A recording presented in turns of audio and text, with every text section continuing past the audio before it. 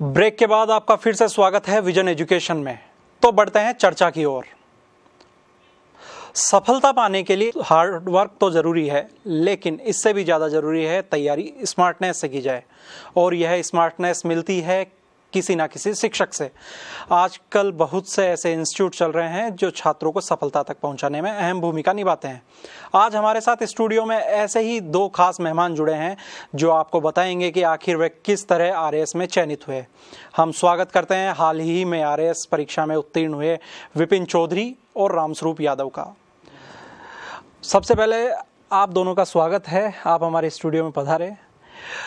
विपिन जी और रामस्वरूप जी, हम ये जानना चाहते हैं कि आप दोनों सबसे पहले अपने बारे में कुछ बताइए कि आप किस तरीके से आपने तैयारी की और यहाँ तक आप पहुँचे। सर, मैं कोटपुतली के किरतपुरा गांव का रहने वाला हूँ।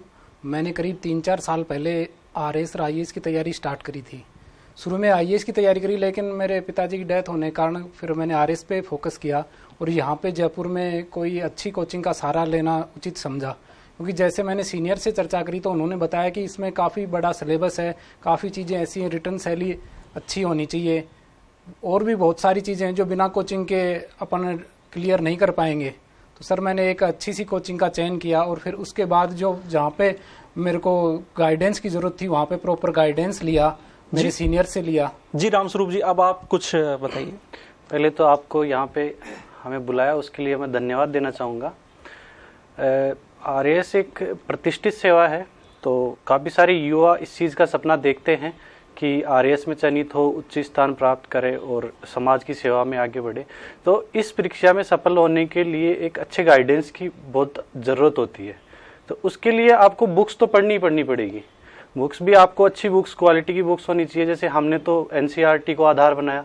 उसके अलावा कोचिंग भी एक महत्वपूर्ण स्थान रखता है।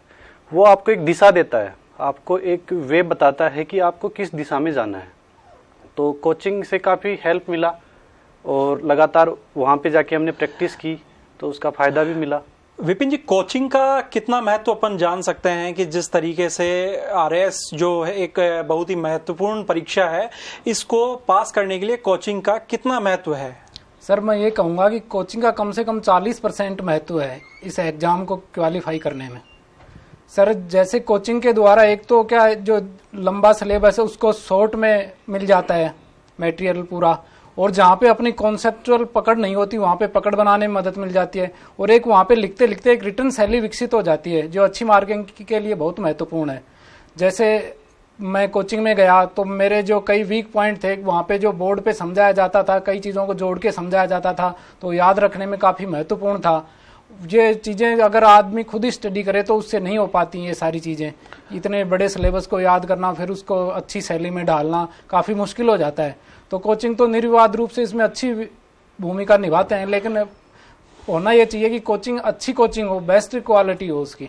तो रामस्वरूप जी, ये जो कोचिंग जो आरएएस की जाती है उसके अंदर क्या किसी तरीके की शॉर्ट ट्रिक आपको बताई जाती है कि जिससे आप आसानी से चीज़ों को याद कर सकें, उनको लंबे टाइम तक ध्यान रख सकें, क्योंकि आरएएस एक लंबी प्रक्रिया है जिसमें साक्षात्कार भी अहम भूमिका रखता है? जी, कोचिंग में बेसिकली क्या होता है कि जो टीचर्स होते हैं पढ़ाने वाले, उनको काफ़ी सारा एक्सपीरियंस होता है।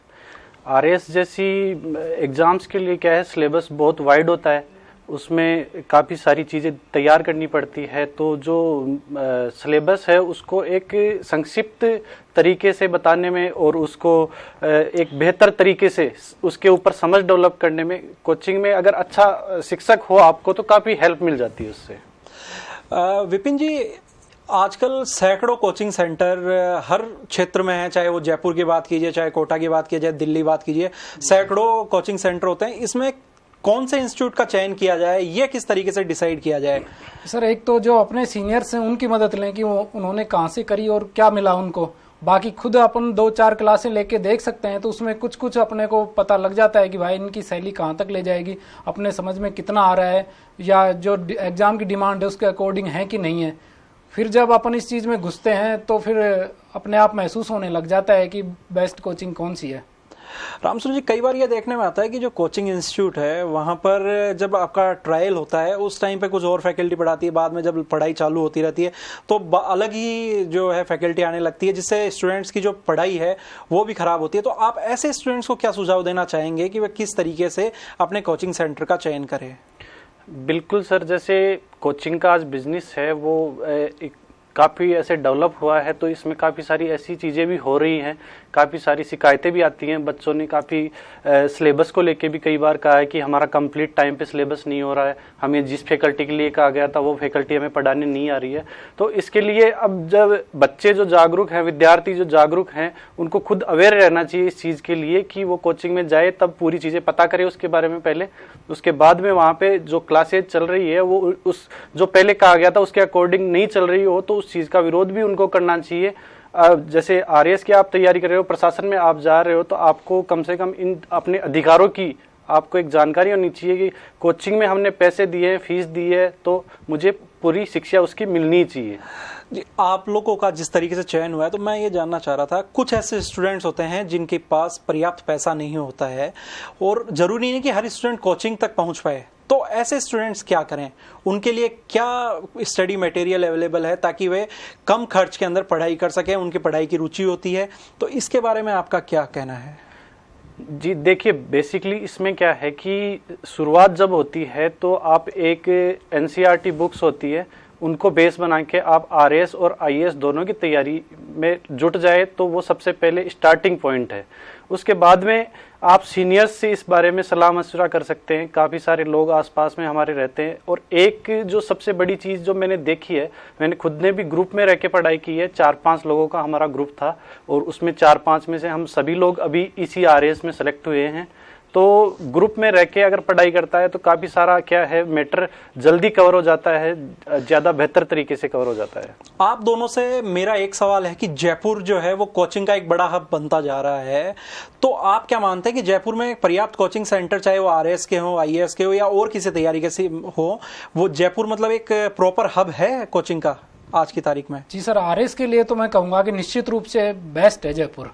और आईएएस में अभी दिल्ली की तुलना में थोड़ा डेवलपमेंट हो रहा है, लेकिन अभी तक वो स्थिति पहुंची नहीं है जो दिल्ली में क्वालिटी मिल रही है, वो वाली स्थिति आई नहीं है अभी। रामस्वरूप जी, छात्रों के लिए आप क्या मैसेज देना चाहेंगे कि आगे किस तरीके से वो पढ़ाई करें, कैसे आगे बढ़ें? मेरा एक ही मैसेज है कि अगर कोई अपने लक्ष्य के प्रति ईमानदारी से प्रयास करता है और लगातार अपने लक्ष्य को ध्यान में रखता है, क्योंकि इसमें रुकावटें बहुत आती है, अगर उन रुकावटों से ना घबराते हुए आगे बढ़ता है तो सफलता की संभावनाएं बहुत अच्छी हो जाती है। तो जैसा कि रामस्वरूप जी ने बताया कि यदि आपका लक्ष्य पक्का हो तो आपको सफलता जरूर मिलती है। जी धन्यवाद रामस्वरूप जी और विपिन चौधरी जी, आप हमारे यहाँ स्टूडियो में पधारे और छात्रों को एक आपने गाइडेंस दिया।